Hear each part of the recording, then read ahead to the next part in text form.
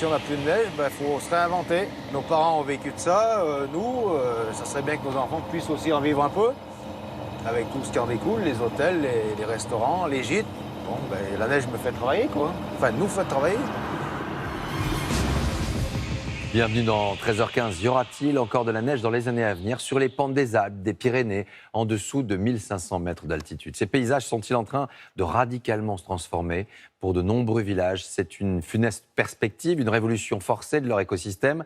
Alors que faire? Quel sera à l'avenir leur modèle de développement? Comment survivre? Et quelle place occuperont les enjeux climatiques et la transition écologique dans l'histoire de demain, mais qui s'écrit déjà aujourd'hui? Illustration dans le massif du Vercors avec les doutes et les interrogations et même la discorde qui s'est installée face au projet d'investissement de l'ex-star du basket, Tony Parker, dans la station de Villard-de-Lans, Corançon. Reportage Pierrick Morel, Steven Paillet et Thibaut Pomarès.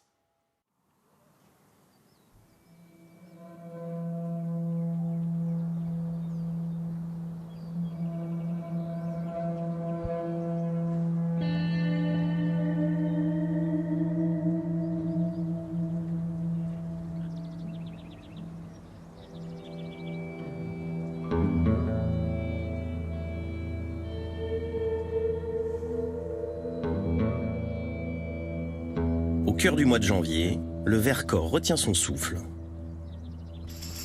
Y aura-t-il de la neige pour les vacances d'hiver?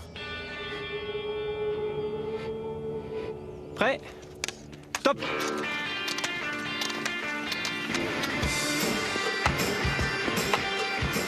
Les plus mordus ont trouvé la parade. Top!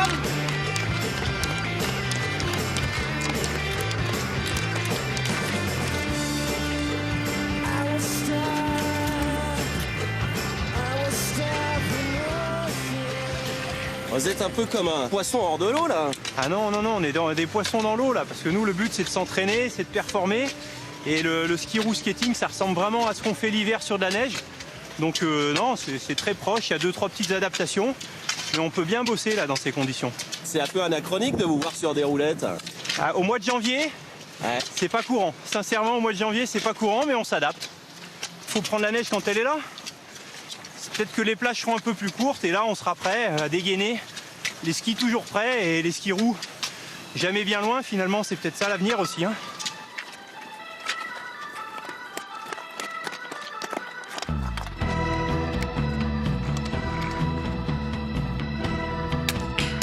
Allez respirez, je veux entendre respirer là.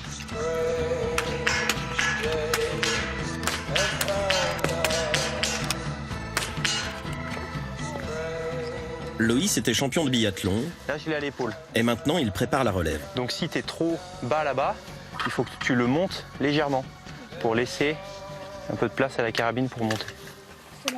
Comment vous envisagez le fait qu'il y ait à l'avenir moins de neige pour pratiquer votre sport? Notre sport passera peut-être en sport d'été du coup, en ski roue, c'est possible. Le ski roue, ça offre des possibilités aussi. C'est le réseau routier, c'est immense. Alors, c'est sûr, la neige, c'est la magie, mais moi, j'ai des enfants qui sont encore la génération d'après, de leur dire, avant, il y avait un glacier, là, et puis il n'y a plus de glacier. Et puis avant, on faisait du ski du 15 novembre au 15 mai, hein, certaines années, et non, c'est plus possible. Et je sais pas quoi leur répondre, hein. Il y a une forme de culpabilité, c'est sûr, mais... C'est triste. Enfin, ouais. C'est pas évident. Je sais pas quoi. Enfin, j'espère en vrai qu'il y aura encore de la neige quand je serai adulte, parce que j'aimerais bien faire du ski encore. Il y aura d'autres choses à faire. On rentre à la maison? Allez. Loïs n'est pas simplement entraîneur. Il est aussi patron d'un hôtel qui fait le plein avec ou sans neige. Ses clients sont des sportifs de tout poil auxquels il propose des stages pour parfaire leurs conditions physiques. Il s'est lancé dans l'aventure avec son épouse, Marie. Elle aussi était biathlète. 5 fois championne du monde et médaille d'or olympique.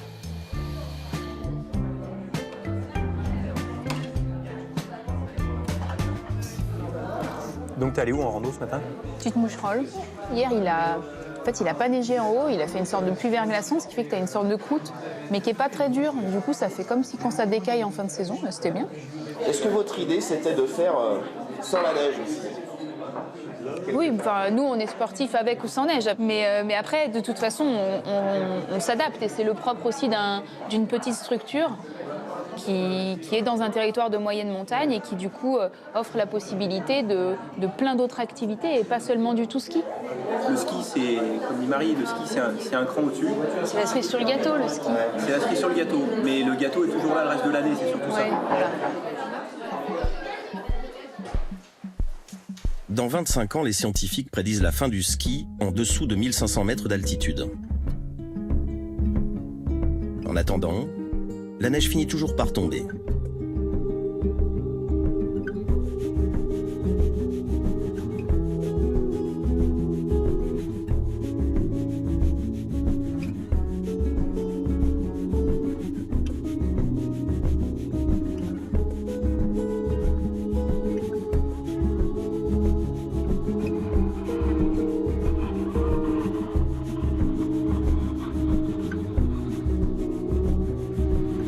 Il est tombé 30 cm, mais ça ne suffit pas.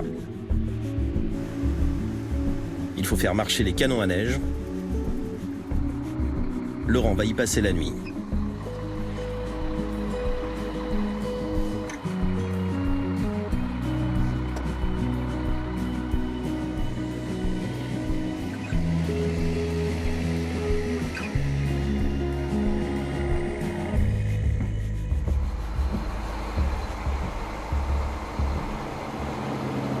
Combien de temps vous le faites ce boulot? C'est pas à droite, Olive? Oula, j'ai commencé en décembre 83, une petite quarantaine d'années bientôt. Mon père était dameur aussi, dameur perchman. Après ça a été moi et j'ai deux de mes garçons qui sont dameurs. Le damage, ça permet de garder la station ouverte avec un minimum de neige. Si on n'entretient pas la couche de neige, la station ne peut pas fonctionner, quoi. Ah bah tiens, ils nous ont fait de la neige là. Hop, un tas de canons neige. Production de la nuit, canon neige cette nuit.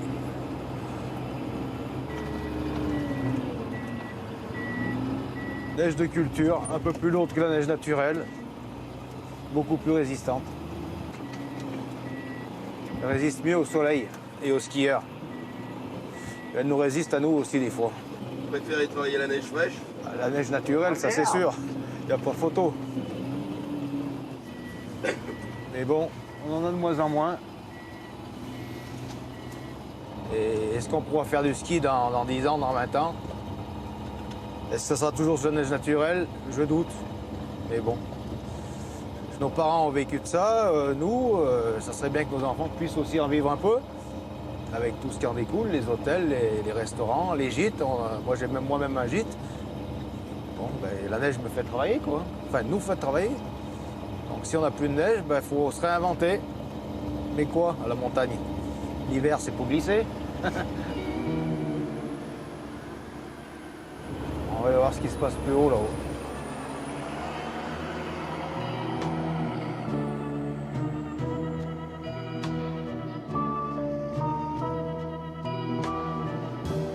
Take the highway to the end of the night, end of the night, end of the night.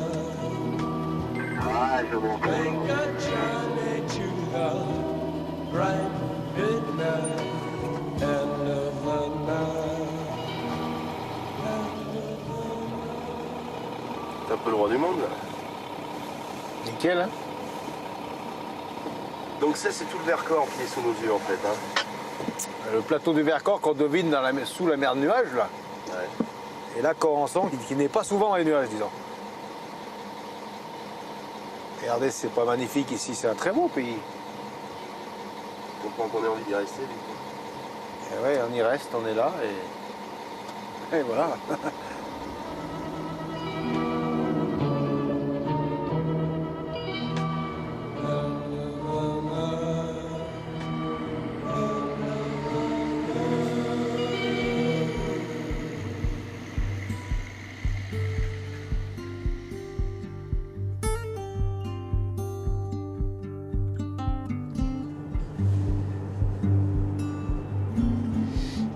Guillaume est le directeur du domaine skiable. elle est enfin tombée cette neige. Elle est enfin tombée cette neige, ouais. Elle fait du bien. Elle donne le sourire à tout le monde et c'est de bon augure pour la suite de la saison. Ouais. La neige et puis on a du froid, donc c'est très bien. Et on espère maintenant plus que le soleil.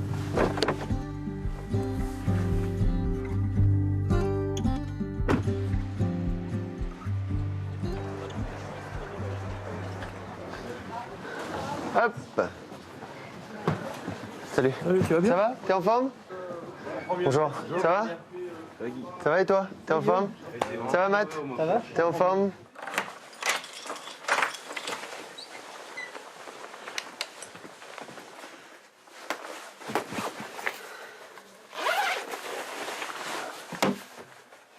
Hop. La première chose que moi j'aime bien faire en tout cas, c'est venir voir les webcams. Surtout un week-end comme ça nous donne quand même un peu une idée de la journée, comment elle va se dérouler et s'il va y avoir du monde. Là, on est un peu dans le brouillard. En bas, c'est bon. Il y a de la visibilité. C'est bien possible que ça se découvre. Mesdames, bonjour. Teresa? Ça va, Sally? Vous allez bien? Vous êtes en forme? Ça va? T'es en forme? Vous êtes prête? Combien de personnes travaillent là, ici sur le domaine? En pleine saison, pendant les vacances de février, 140 à peu près. 140 sur les remontées mécaniques. Parce que là, toutes ces caissières, tous ces employés, là, effectivement, qu'est-ce qu'ils ont fait pendant le mois de janvier? Et ben, pendant les 2 semaines et demie où on était fermés, ils étaient au chômage partiel. Activité partielle. Mais ça, c'est les aléas et on en a connu, on en connaîtra d'autres et c'est comme ça. Mais par contre, on doit se servir de cette expérience pour être moins fragile, avoir un modèle économique moins fragile.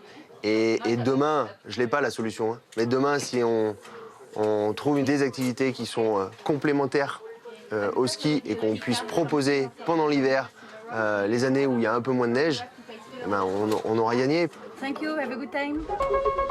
Yes. Villars-Corançon est une station pionnière du tourisme hivernal. Dans les années 30, on y bâtit les premiers palaces.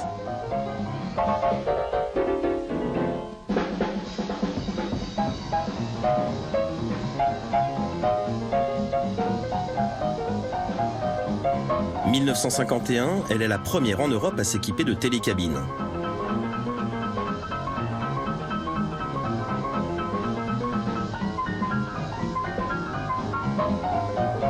En 1968, elle accueille les épreuves de luge des Jeux Olympiques.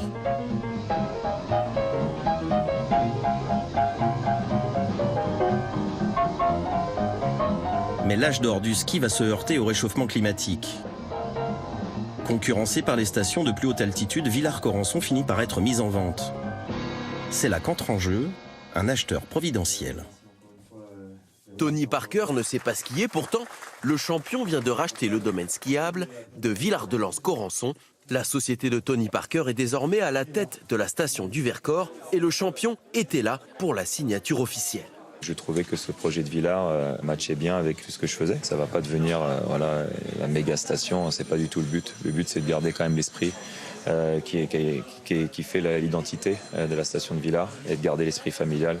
Il se lance dans la reprise d'une station de ski avec des amis et des investisseurs. On est une petite poignée et on a monté le projet.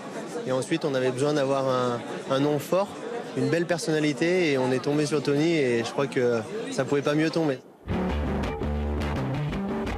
Le massif du Vercors, c'est là qu'a grandi Guillaume.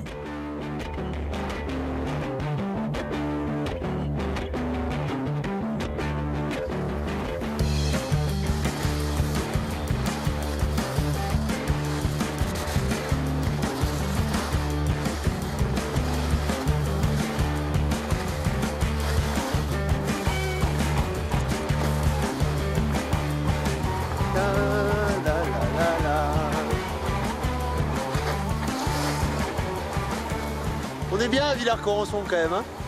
La neige est bonne, il fait beau. Hop.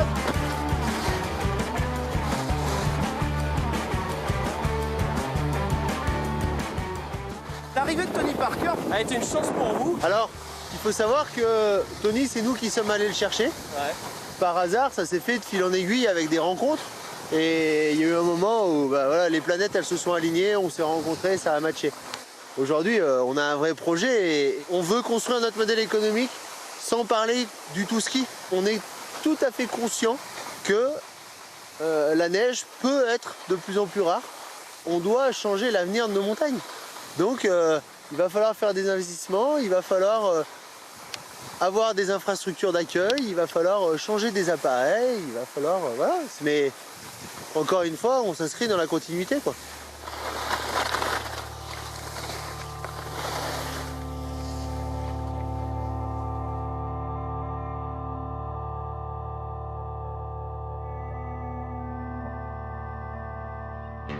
Leur projet, construire sur ce parking une résidence hôtelière 4 étoiles d'une capacité de 900 lits. Avec commerce, piscine, salle de séminaire et de sport. Un projet à 100 millions d'euros qui attend d'être validé par une étude environnementale. Mais son annonce a suscité la fronde d'une partie des habitants.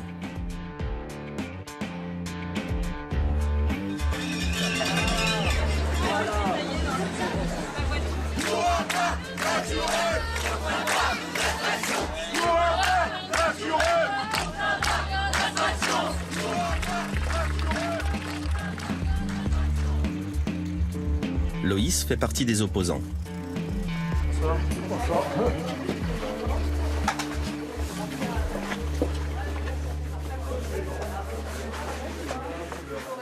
Allez, chères adhérentes, chers adhérents, Vercors Citoyen fait front face au méga projet Tony Parker et impactant toutes les communes du plateau.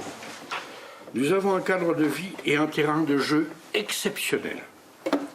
Vous aimez le Vercors, aidez-nous à le préserver.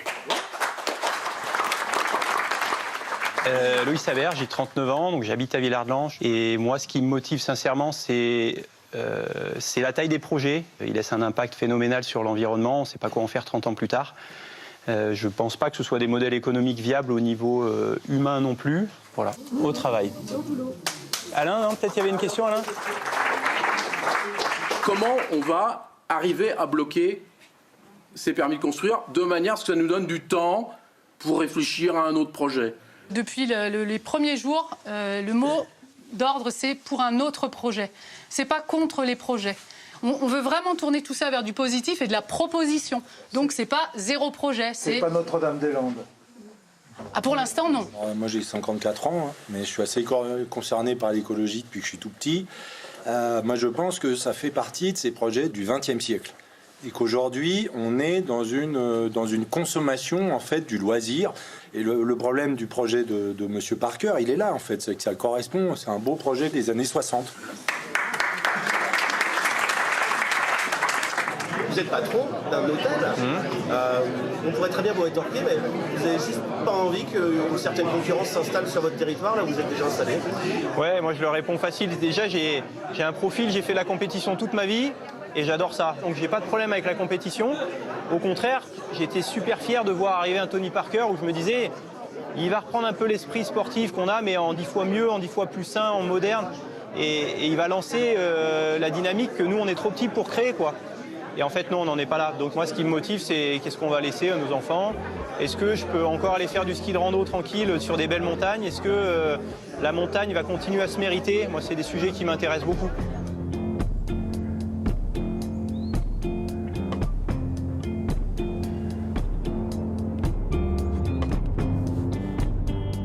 Guillaume et Loïs se connaissent depuis des années. Loïs, t'es en forme? Ça va. Au moins un café? Allez. Du coup, c'est quoi le ressenti parce que de Vercors Citoyen, là, les gens qui avaient plein d'interrogations? Je crois que ce qui réunit les gens là-dedans, c'est le fait que le développement touristique, si tu veux, c'est plus le seul axe qui doit être mené sur le Vercors. Et ce projet-là, il répond pas à ça. Il y a une vraie vie à l'année, tu vois. Je pense qu'on est avant d'être une station, on est un village. Aujourd'hui, je veux rassurer les gens en disant, franchement, ça apportera du monde, du séjour et du coup un développement économique. Forcément, ça en va de soi. En attendant, ce qu'on a vu au mois de janvier, c'est que le seul business qui était fermé, c'était le ski alpin, pourtant qui a sûrement la plus belle partie de la montagne. Ouais. Et la vraie question, elle est là, c'est comment on peut les croire quand c'est les seuls à être fermés au mois de janvier? La réalité des choses, c'est qu'au mois de janvier, dans 20 ans, s'il n'y a plus de neige, le modèle économique il va être compliqué. Et pour vous, ça, pour vous seulement. Et par contre, attends, laisse-moi rebondir. Pour les remontées mécaniques, mais qui t'a dit d'ouvrir les remontées mécaniques? Demain, si on prend le parti de dire aujourd'hui le bien-être par le sport, demain, pourquoi on leur fait pas découvrir la montagne avec... Aujourd'hui, on a des VTT électriques, on a plein de technologies qui vont arriver. Demain, on découvrira la montagne sûrement autrement. Et pourquoi avec une remontée? Mais ça c'est notre discours. Ça, c'est notre discours. Mais nous, on vous juge sur ce que vous faites. C'est que pour l'instant... Mais quand il n'y a pas de neige, c'est fermé. Il n'y a même pas d'essai de créativité, il n'y a rien. Mais parce que c'est tellement simple de dire aujourd'hui, c'est tellement facile. Et franchement, je suis prêt à prendre les coups, il n'y a aucun problème. Mais c'est tellement facile d'aller juger, de dire, mais vous n'êtes même pas capable d'essayer de ci, de ça, d'inventer quelque chose. Je me permets, juste parce que ce que j'ai l'impression d'entendre, c'est que faire de l'immobilier avant de trouver ce qu'on va faire du domaine skiable dans les années à venir, c'est un peu mettre la charrue avant les bœufs. Ouais, aujourd'hui, c'est ce que Vercors Citoyen et Loïs me dit. Et il a peut-être raison. Mais je crois que tout le monde est pour le développement. Loïs, il dit, si tu mets de l'activité, derrière, pourquoi pas mettre un projet immobilier? Moi, je dis, il faut mettre un projet immobilier et derrière, on mettra de l'activité. Mais on a le droit de pas être d'accord, mais par contre, on n'a pas le droit de pas se parler, quoi.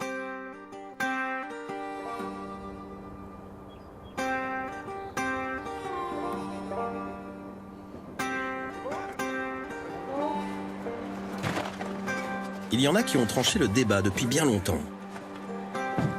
Allez, moi je vous laisse faire le reste. Ouais, on vous monte le sac. On monte le sac. I will stop. I will stop at nothing.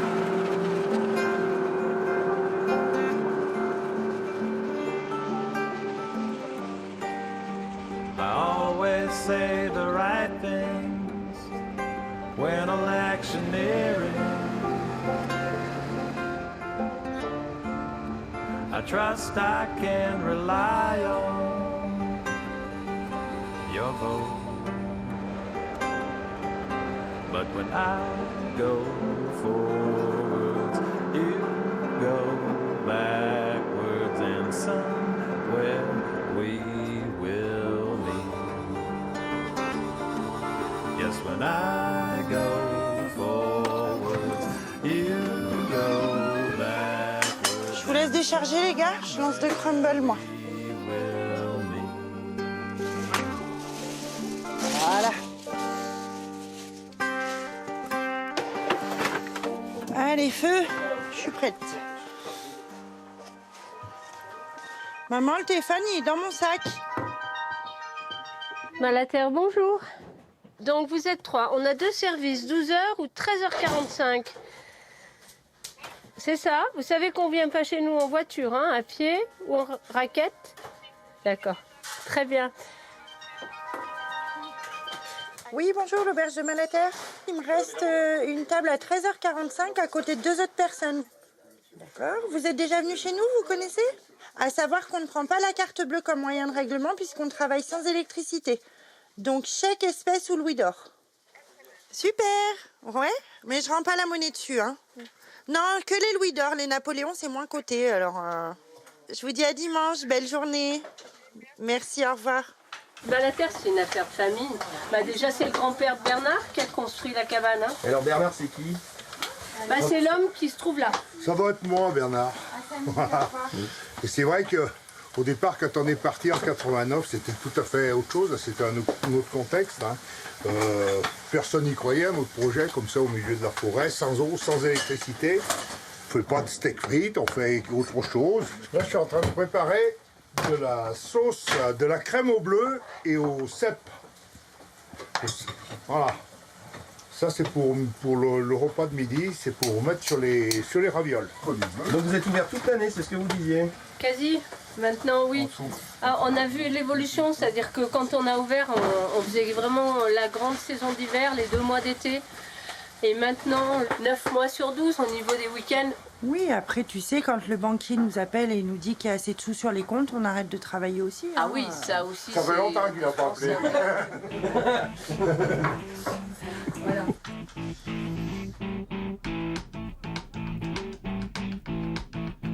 Can't really talk about it.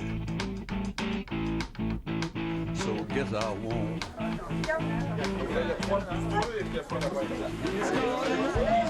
Henri, on a un champ sur la 2 gauche. Je sais pas pourquoi ça nous a pris de venir faire ça. C'est parce qu'on est un peu zinzin tous les deux, je pense. Mais c'était pas du tout dans l'air du temps. On était entrés dans le modèle du mythe de l'or blanc. Et nous, on venait un peu troubler en disant, bon ben s'il n'y a pas de neige, eh ben on racontera des histoires. Parce que finalement, aujourd'hui, vous vous retrouvez dans l'air du temps. Ben, je pense qu'Alice, tu es dans l'air du temps. Moi, je suis heureuse d'être là. Il y a des milliers de gens qui sont passés dans cette cabane et j'espère qu'il y en aura encore des milliers. Et puis on a la relève qui est là, hein, qui parle déjà de vouloir reprendre l'auberge avec son frère. Donc, Tu t'y vois plus tard? Oui. Oui. Comme maman? Ouais. Comme mamie? Ouais. Et papy? Ouais. Comme tout le monde.